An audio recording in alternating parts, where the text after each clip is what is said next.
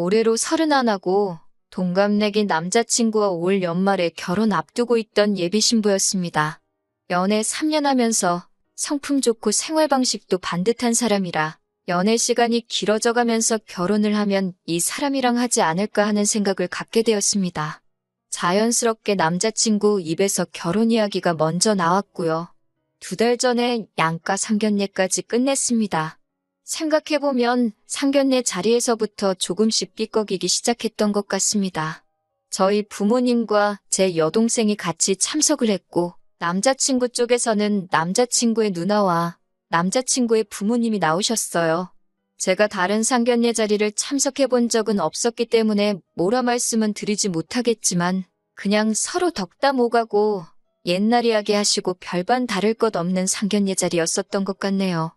그런데 이제 덕담 오갈 때 자기 자식들 자랑보다는 그냥 자식 잘 키우셨다 하듯이 주거니 받거니 하시잖아요? 저희 부모님께서도 그럴 의도로 꺼내신 말씀이셨던 것 같은데 남자친구 부모님은 그걸 그 말 고지고대로 받아들이시더라고요. 그리고 돌아오는 말이 전혀 없던 거예요.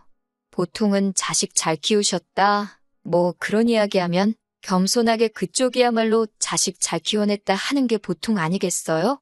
그런데 그걸 그냥 내가 자식 참 잘 키웠지요 하고 넘기고 나서 고개만 끄덕이고 가타부타 되돌아오는 말이 없으니까 분위기가 약간. 남자친구 어머님은 자식을 잘 키워냈고 저희 부모님은 그걸 부러워하는 사람들처럼 돼버린 거예요.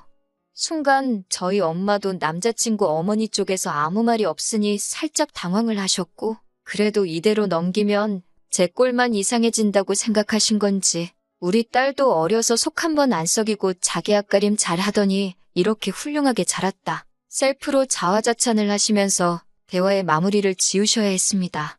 뭐 거기서 넘어갔으면 그냥 작은 해프닝 정도로 생각하고 넘기겠는데 남자친구 어머니는 이 자리에서 자랑할 수 있는 건 자기 아들밖에 없다고 생각하시는 건지 그래도 우리 아들만큼은 잘 풀리지는 않은 것 같다는 어이없는 말을 꺼냈어요. 남자친구는 대기업 다니는 직장인입니다.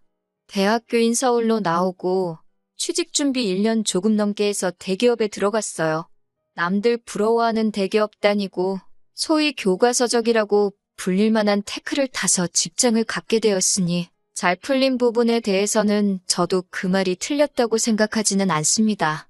제가 다니는 회사 네임밸류가 남자친구가 다니는 대기업 회사에 비해서 떨어지는 건 맞아요. 대기업이 아니니까요. 그렇다고 어디 빠지는 회사는 아니고 특정 부분에서는 제가 다니는 회사가 업계 신뢰도도 높은 편입니다. 심지어 저는 사무직도 아니고 현장직이라 실무 경험이 높고 업계에서도 나름 인정받고 있는 사람인데 겸손 떨 필요까지는 없지만 자기 아들은 잘났고 저는 자기 아들만은 못하다는 생각을 가지고 있다는 걸 굳이 상견례 자리에서까지 나타낼 필요가 있나 싶었습니다. 아무튼 상견례 이후로 저랑 남자친구도 본격적으로 결혼 준비에 들어가기 시작했는데 결혼 준비 시작부터 이게 맞나 싶은 생각이 들었어요. 저는 24세 졸업하자마자부터 회사 들어가 여태까지 모아온 돈이 8천만 원이었습니다. 사실상 액수는 많지만 제 나이와 경력, 연봉 같은 거 생각해봤을 때 많이 모은 편은 아니에요. 제 딴에는 너무 악착같이만 살면서 제 인생 한 번뿐인 20대를 아무런 추억도 없이 직장과 집만 왔다 갔다 하면서 아무런 추억도 없이 보내기는 싫었기에 주말마다 국내 여행도 자주 다니고 해외여행도 몇 번 다녀왔습니다. 배워보고 싶은 게 있으면 회사 퇴근 후나 주말을 활용해 배워보기도 했고요. 제 나름대로 추억도 많이 쌓았고 좋은 경험이 되기도 했어요. 그래도 아낄 수 있는 부분은 아낀다고 자취 같은 건 안 하고 부모님 집에서 같이 살면서 집세랑 식비 정도는 아껴왔습니다. 저희 집이 엄청 부유한 건 아니지만 부모님께서 저랑 제 동생 결혼할 때 5천씩은 무조건 지원해 주신다고 하셨고 상견례 마치고 나서 저도 이미 5천만 원 들어있는 통장을 받아놓은 상태예요. 결론적으로 저는 결혼 자금으로 1억 3천 정도를 가지고 있는 거나 마찬가지였죠. 그런데 남자친구의 경우에는 군대 다녀오면서 복학 타이밍을 못 잡았던 것도 있고 그것 때문에 졸업이 조금 늦어진 데다가 취직 준비도 애매하게 길었기 때문에 회사 들어간 지 연차수가 2년 정도밖에 되지 않습니다. 그런 부분은 저도 충분히 감안하고 있던 상황이었고, 그래도 최소한 저랑 결혼 생각을 하고부터는 돈을 아끼고 모았을 거라고 생각했는데, 막상 남자친구 재정 상황을 보니 모아놓은 돈이 2천만 원이 조금 안 되더라고요. 취직 기간이 짧았던 부분은 감안하지만 적어도 저랑 결혼 생각을 했었으면 그때부터는 돈을 잘 모았어야 하는 게 아닌가 싶었습니다. 제 계산으로는 결혼 이야기 오가고부터 모으기 시작했으면 적어도 최소 4천만 원은 모았어야 정상인 상황인데 그거에 반밖에 되지가 않으니 조금 실망스러웠습니다. 제가 실망스러운 눈치를 보이니 남자친구가 하는 말이 제 연봉이 얼마로 알고 있는데 너도 모은 걸로 치면 1년에 1천만 원 조금 넘게씩 모은 거 아니냐고 따져 묻더라고요. 암만 좋게 들어줄래야 좋게 들어줄 수가 없었어요. 애초에 제가 첫 취직을 했을 때는 남자친구는 존재조차 모르는 시절이었고 24살에 취직하고부터 남자친구랑 결혼하려고 돈을 모아온 게 아니잖아요? 그리고 저도 연애하면서 남자친구가 취직 준비하는 기간 동안에는 데이트 비용도 많이 내고 했는데 그런 거 하나 계산 안 하고 여태 제가 모은 돈을 제가 직장 생활한 연차수로 나눠서 오히려 자기가 저보다 돈을 훨씬 더 잘 모으고 있는 거라고 말을 하는데 뭐가 저리 뻔뻔한지 싶더라고요. 애초에 결혼할 때 빚지면서 하지 말자고도 했고 부모님 지원도 최대한 안 받는 쪽으로 가자고 이야기를 했지만 저희 부모님께서 저에게 주신 돈도 있고 해서 남자친구한테 내가 집에 지원받은 만큼 지원을 받아올 수 있는지 한번 알아보라고 했어요. 남자친구는 알겠다고 대답했고 그 후 얼마 지나지 않아서 3천만 원 정도를 지원받을 수 있겠다는 대답을 해왔습니다. 그러니까 제가 모은 돈과 저희 부모님께서 도와주신 돈 1억 3천에 남자친구가 모은 돈과 지원받아온 돈을 합쳐 총 1억 8천의 결혼자금이 모여 있었어요. 조금 불편하기는 하겠지만 제가 모아온 돈으로 서울 외곽 쪽의 구축 빌라 정도는 전세로 구하기엔 충분할 거라고 생각했고 남자친구와 출근길이 거의 같다 보니 차 한 대 뽑고 그걸로 출퇴근하면 딱 되겠다 싶었습니다. 퇴근 시간도 비슷하고 둘 중에 한 명이 야근을 하거나 하면 대중교통을 타고 다니면 되겠다 싶었어요. 그래서 남자친구가 모아놓은 돈으로는 자동차랑 혼수 정도를 하면 되겠다 싶었어요. 그렇게 하기로 정하고 나서 남자친구가 할 말이 있다고 해서 나가봤는데 자기가 자동차를 몇 개 골라왔다고 하면서 차종을 몇몇 개 보여주더라고요. 저는 국산 소형이나 준중형을 생각하고 있었는데 남자친구가 골라놓은 건 외제차였습니다. 물론 배기량 낮고 가장 저렴한 모델로 찾아오기는 했는데 그래도 가격차가 거의 2배 가까이 나더라고요. 우리가 뭐 어디 좋은데 가는 것도 아니고 돈 모일 때까지 서울 외곽에 있는 구축 빌라에서 생활을 할 건데 외제차는 조금 아니지 않느냐고 했더니 남자친구는 자기가 자동차 해오는데 원하는 모델로 골라도 되는 거 아니냐고 따지더라고요. 전세로 찾아놓은 구축 빌라가 워낙 사이즈도 작고 하다 보니 사실 혼수하는데 크게 돈이 들어가지도 않았고 그러다 보니 자동차까지 해도 돈이 조금 남겠구나 생각하고 있던 터라 무리해서 차를 구하는 느낌은 아니었습니다. 남자친구 하는 말은 집도 솔직히 구린 곳에 들어가는데 차라도 마음에 드는 것 타고 있어야지 열심히 돈 벌고 돈 모으겠다는 동기부여가 되지 않겠느냐라고 하더라고요. 남자친구 말도 일리가 있고 승차감보다는 하차감이 더 좋아야 한다는 말도 있고 하다 보니 저도 동의하는 바가 있고 해서 그렇게 하기로 했습니다. 애초에 상견례 자리에서 예식은 간소하게 하자고 예단이나 꾸민비 같은 것도 서로 주고받지 말고 피차 애들 결혼하는데 양가에서 엄청난 지원을 해줄 상황은 아니다 보니 그런 부분을 간소화해서 예식이라도 저희가 원하는 대로 좋게 올릴 수 있게 해주자는 이야기가 있었고 대화도 그렇게 마무리되었습니다. 그런데 얼마 전에 예비 시부모님과 식사 자리에서 신혼집은 어떻게 하기로 했냐고 물어보시더라고요. 남자친구가 결혼 진행 상황 같은 거 당연히 다 말씀드리고 있을 줄 알았는데 전혀 모르시는 눈치여서 서울 외곽의 구축 빌라에서 전세로 시작을 하려고 한다고 말씀을 드렸는데 아파트도 아니고 빌라라니 조금 모양 빠지지 않느냐는 말씀을 하시더군요. 남자친구나 예비 시어머니 쪽에서 지원받는 돈이나 모아놓은 돈이 많이 차이가 나서 구축 빌라 말고는 다른 방법이 없다고 말을 할 수는 없으니까 일단은 형편에 맞게 찾다 보니 이거 말고는 빚을 지고 시작해야 한다고 말씀드렸어요. 요즘 금리 때문에 이자도 올라가서 앞으로 더 오른다지만 딱히 빚을 지면서까지 무리해서 아파트를 사는 게 좋아 보이지가 않는다고 말씀드렸더니 조금 시큰둥한 반응이셨지만 그러려니 하시더라고요. 그리고 한참 이런저런 이야기를 하고 마무리를 하려는데 예비 시어머니가 하시는 말씀이 그러면 일단 집 명의는 우리 아들 이름으로 했으면 좋겠다고 하시는 겁니다. 순간 제가 잘못 들은 건가 싶어서 네 라고 대답했어요.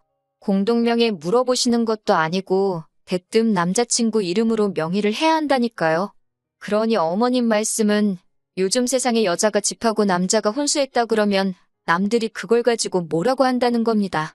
괜히 우리 아들 남들 입방아에 오르내리게 해서 기죽게 만들고 싶지 않다고 혼수를 제가 해온 걸로 하고 집을 남자친구가 해온 걸로 하면 좋겠다는 거예요.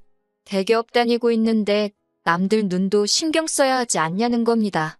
그래서 저도 남자친구 기죽여서 좋을 게 뭐가 있느냐고 그러면 주변 사람들한테 집은 남자친구가 해온 걸로 하겠다고 했어요. 다만 명의는 제 이름으로 하겠다고 했습니다. 대출이 있어서 같이 갚아나가는 것도 아니고 제가 모은 돈으로 집 해오는 거나 마찬가지인데 공동명의까지 해야 할 이유가 있나 싶었어요. 더군다나 자기 아들 명의로 하라고 대놓고 말하는데 거기다 대고 제가 굳이 공동명의는 어떤가요 하고 제안할 필요도 없다고 생각했습니다. 오히려 남자친구 명의로 하자는 말에 저는 더 고집부려서 제 명의로 해야겠다고 했어요. 그러니 어머님께서 아무리 사람들한테 집을 우리 아들이 해온 걸로 말하고 다녀도 집 명의가 여자 명의로 되어 있으면 우리 아들이 잡혀 산다는 느낌을 받지 않겠니? 하시면서 한치도 양보를 안 하시더라고요. 차라리 그러면 공동명의는 어떻겠니라고 말했으면 덜 기분이 나빴을 수도 있겠어요. 그런데 아무리 남자친구가 자동차랑 혼수를 해온다고 하더라도 집에는 돈 한 푼 보탠 것도 없는 거나 마찬가지인데 자꾸 명의를 가지고 뭐라고 하고 있으니 마음속이 복잡해지고 이야기하고 보니 어머님은 한치도 양보할 생각이 없어 보이고 그러다 보니 밥도 먹는 둥 마는 둥 하고 나올 수밖에 없었습니다. 남자친구가 저를 집까지 데려다 주는 길에 이야기를 잠깐 나눴습니다. 어떻게 생각하냐고 물었는데 어머님 말씀이 틀린 건 없지만 그런 걸로 저랑도 신랑이 하고 싶지 않다고 어머님은 자기가 알아서 설득할 테니 제가 하고 싶은 대로 하라고 하더라고요. 어떻게 들으면 자기가 중간 역할을 잘해서 해결하겠다는 것처럼 들리겠지만 어머님 말씀이 틀린 게 없다는 말이 너무 거슬리더라고요. 내가 내 돈 주고 집에 가는 거나 마찬가지인데 남들한테는 남자친구가 다 해온 걸로 말하겠다고까지 했는데 명의까지 너 걸로 하라고 하는 건 조금 너무한 게 아니냐고 따졌어요. 턱끝까지 도둑놈 신보라는 말이 나오기는 했는데 차마 그 말은 하지 못했습니다. 반대로 너가 집이고 뭐고 다 해오는 상황에 내가 주변 사람들 의식해서 내 명의로 해달라고 했으면 그렇게 해줬을 거냐고 물어보니 물어보는 말에 대답은 안 하고 어른들 말씀 들어서 손해보는 거 없다고 하시면서 자기가 잘 해결하기로 한 건데 왜 이렇게 열을 내고 있냐고 하면서 저를 이상한 사람 취급하더라고요. 이야기 더 길어지면 괜히 둘이서 싸울 것 같아 참고 집에 돌아가서 전화로 더 이야기했습니다. 결과적으로 명의는 남자친구 명의는 가당치도 않는 이야기고 어떻게 공동명의로도 할 생각 없고 제 명의로 하겠다고 결론 지었지요. 남자친구도 자기가 어머님은 책임지겠다고 하더니 다음날 아침에 출근 준비하고 있는데 대뜸 어머님한테 전화가 와서는 공동명의하라고 통보를 하시더군요. 서울 외곽에 있는 다 쓰러져가는 빌라 가지고 그걸 집해온다고 너무 유세 떠는 거 아니냐면서 성질을 부리기 시작한 거예요. 저는 당장 출근 준비하느라고 정신이 없는데 전화로 그러고 있으니까 더 짜증이 나더라고요. 그러더니 이어서 하는 말이 집을 제 명의로 해야겠으면 생략하기로 했던 것들도 다 해야겠다고 하시는 겁니다. 대기업 다니는 아들 결혼시키는데 며느리한테 이런 거 저런 거 받았다 자기도 자랑은 해야 하지 않겠냐고 꾸민비는 제가 해오는 거 봐서 알아서 잘 쳐줘서 주겠다고 하시는 겁니다. 친구분들하고 올해 지나가기 전에 유럽 여행 다녀오시기로 했다고 뭐 다른 건 필요 없고 거기서 갖고 싶은 거 사고 그러면서 친구들한테 자랑 좀 하려고 하니까 해외여행비랑 현금에단 2천만 원 정도 준비하면 좋겠다고 하는 거예요. 그쯤 되니까 출근 준비고 뭐고 한마디 해야겠더라고요. 남자친구가 지가 모은 돈하고 어머님이 지원해주는 돈하고 합쳐도 저 혼자 모은 돈도 안 된다고. 공동명의할 거면 저희 부모님이 저한테 주신 통장 돌려드리고 해외여행은 제 돈으로 저희 부모님 보내드리고 나서 남자친구랑 저랑 모아놓은 돈 똑같이 맞춰서 반반 결혼하겠다고 했습니다. 그러면 공동명의하고 둘이 월세방에서 시작하든 원룸에서 시작하든 하겠다고요. 그러니 어머님이 왜 받은 걸 왜 돌려주냐면서 남자친구 누나 시집 보낼 때 우리도 그쪽 집에다가 얼마나 한 줄 아냐면서 우리 아들 데려가려면 그 정도는 해야 한다는 겁니다. 뭐 무슨 말을 해도 결국에는 공동명의를 하던지 아들 명의로 하던지 자기한테 돈을 주던지 도돌이표가 돼서 처음부터 다시 대화를 시작해야 하니 답도 없더라고요. 일단 출근해야 한다. 나중에 다시 전화드리겠다 말하고 끊어버리고 곧바로 남자친구한테 전화를 했어요. 무슨 이야기가 오고 갔는지 말하고 잘 해결한다더니 이런 전화를 받게 하냐고 따졌더니 어차피 자기랑 결혼하면 평생 봐야 하는데 처음부터 미운 털 박힐 필요가 뭐가 있냐면서 그냥 원하는 대로 해드리라고 하는 겁니다. 뭘 원하는 대로 해드리라고 하는 거냐? 공동명의도 해주고 해외여행도 보내드리라는 거냐 아니면 집을 네 명의로 해놓으라는 거냐 물었죠. 그랬더니 남자친구가 한다는 말이 집 명의는 아무래도 상관없게 자기가 잘 말하겠다고 하더니 저희 부모님이 주신 돈을 걸고 넘어지면서 그 돈은 어차피 이제 내 돈인데 평생 드릴 용돈 드린 셈 치고 그 돈으로 해외여행도 보내주고 현금 예단도 하면 좋아하지 않으시겠냐 하는 겁니다. 일단 결혼부터 하고 보자고요. 결혼하고 나면 그 뒤에는 자기가 벌어오는 돈으로 새 집을 사던 저희 부모님한테 가져다 드리던 그건 내 맘대로 하면 된다는 거예요. 이 고비만 넘기고 나면 다 제가 원하는 대로 되는데 돈 얼마 때문에 가족들끼리 마음 상하고 할 결혼도 못하고 그러지 말자는 겁니다. 어이가 없어서 웃음이 실실 나기 시작했어요. 여태까지 만났던 사람이 이 정도밖에 안 되는 놈이었고 저는 그것도 모르고 결혼까지 생각했었다니 말이죠. 그런데 이 자식은 분위기 파악도 못하고 제가 실실 웃는 소리를 내고 있으니 제 기분이 풀린 줄 알고 상황을 한번 차라락 정리를 하더라고요. 명의는 내가 부모님 설득해서 양보하실 수 있게 할 테니 일단은 어머니 해외여행도 보내드리고 용돈도 한 1,000만 원 정도라도 드리자 하는 겁니다. 더 연락 주고받아봤자 저만 피곤할 것 같고 뭐 할 기분도 아니어서 회사에도 연락해서 급하게 병가 내고 그날 출근은 안 했습니다. 가만 누워서 머리를 비우니까 정신이 다 맑아지더라고요. 제가 무슨 부귀영화를 누리려고 이러고 있나 하는 생각도 들고 그래서 그 길로 어머니한테 바로 그냥 결혼 안 하려고 한다고 말씀드렸더니 어머니도 흔쾌히 그러라고 하시더라고요. 상견례 때부터 사실 너무 재수가 없었다고 그때 저만 아니었으면 어머니도 결혼하지 말라고 하려고 하셨다는 거예요. 그리고 곧바로 남자친구한테 결혼 안 하겠다는 내용이 담긴 장문의 문자를 보냈고 남자친구 어머니한테도 간단하게 그냥 결혼 안 하겠습니다 하고 문자 짧게 보내고 전화기 꺼버렸어요. 낮부터 잤는데 그동안 얼마나 스트레스를 받았는지 다음날 아침까지 한 번도 안 깨고 오랜만에 푹 잤더라고요. 너무 개운하게 잘 자서 결혼을 뒤집어 엎어버렸다는 느낌도 실감이 나지 않았습니다. 출근 준비하면서 전화기를 켰더니 남자친구부터 남자친구 부모님 전화에 모르는 번호까지 해서 전화부터 문자까지 아주 난리가 났더라고요. 그날은 출근을 해야 하니 더 이상 전화기를 꺼놓을 수는 없어서 전화번호들 전부 싹 다 차단해버렸습니다. 전화기도 조용하고 신경 쓸 게 없으니 일도 잘 되는 것 같고 너무 좋았어요. 퇴근하고 사무실 밖으로 나오니까 남자친구가 기다리고 있더군요. 모르는 척하고 지나가니까 계속 제 앞으로 따라붙으면서 이야기 좀 하자고 하는 거예요. 더 할 이야기 없는 것 같은데? 하고 지나치니 남자친구가 어머님도 지금 당신이 잘못 생각하셨다 하고 있고 명의도 너 이름으로 하는 게 맞는 것 같다. 너무 남의 체면 생각하느라고 며느리 마음을 헤아리지 못했다 하신다고 하면서 그냥 원래 계획했던 대로 결혼하면 되니까 너무 마음에 담아두지 말라는 겁니다. 애초에 결혼 안 하겠다는 말로 한 번에 마음 뚫릴 거였으면 애초부터 그런 억지는 왜 부렸냐고. 막상 아들 자식이 대기업 들어가서 벌어올 돈이 당신 돈이 아니라 내 돈 되는 게 그렇게 아까워서 그러시는 거냐 쏘아붙였습니다. 그깟 거 없어도 나 혼자 잘 먹고 잘 살 수 있고 아들 가지고 장사하고 싶으면 물건 필요한 사람이나 똑바로 찾아서 장사하시라고 전해달라고 했어요. 나는 너 필요 없으니까 가푸하게 쳐주는 곳 있으면 그쪽으로 가라고요. 남자친구는 그런 게 아니고 제가 너무 예민하게 받아들인 거라고. 결혼시키는 부모 입장이면 충분히 할 수 있는 말이라고 저보고 이해를 해달라고 하더라고요. 그래서 이해할 생각 없다고.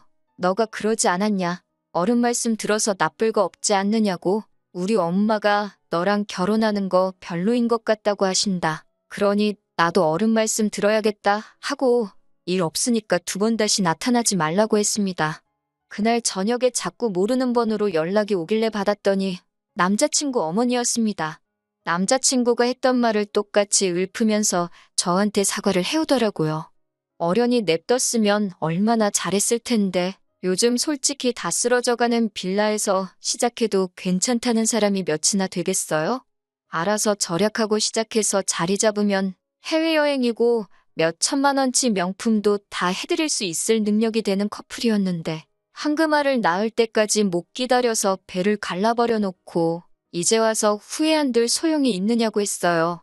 그래도 혹시나 제가 마음 떨릴까봐 끝까지 저한테 한마디 못하고 끙끙대고 계시길래 제가 아들 장가 보내면서 장사하는 것 같고 한몫 땡겨보려다 실패했는데 아들까지 못 보내게 될 것 같아서 억지로 그러시는 거 다 티난다고 하지 말라고 말했습니다.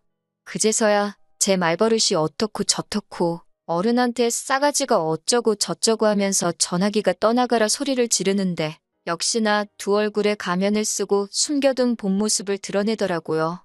진심인 척 하던 사과에도 마음 안 돌리고 굳게 먹은 제 자신이 다 자랑스러워지더라고요. 잔정에 휩쓸려서 또 다시 잘못된 선택을 할 뻔했는데 마음 굳게 먹어서 시월드 지옥에 제 발로 들어갈 뻔했는데 유턴을 했습니다. 주변 사람들이 왜 파혼했느니 궁금해하는데 내가 집해오는데 명예 남자친구 이름으로 해놓으라 그래서 그랬다니 다른 사람들이 길게 물어보지도 않더라고요. 그걸 보니 제가 절대 잘못된 결정을 내린 것 같지 않아요. 알 사람들은 다 알지만 저는 떳떳하니 위축되지 않고 잘 지내볼 생각입니다. 어차피 금방 잊혀질 거예요. 사람들이 남 일에 크게 관심이 있거나 하진 않더라고요.